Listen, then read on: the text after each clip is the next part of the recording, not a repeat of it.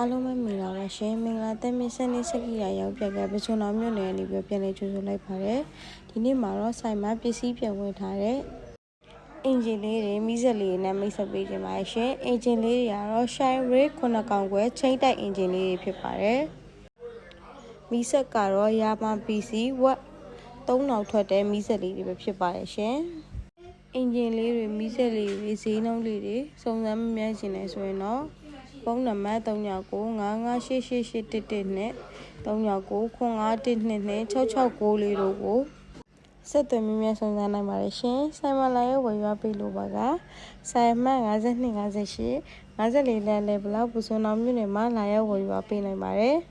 ။မီးစက်လေးရောအင်ဂျင်လေးရောအလုံးအနည်းငယ်ပဲပြန်လည်ဝင်ရောက်ထားတာကြောင့်အခုပဲလာရောက်ဝယ်ရွာပေးဖို့ပြောချင်ပါတယ်ရှင်။ဗီဒီယိုလေးကိုစောင့်ကြည့်ရှုပေးလို့လည်းကျေးဇူးများတင်ပါတယ်ရှင်။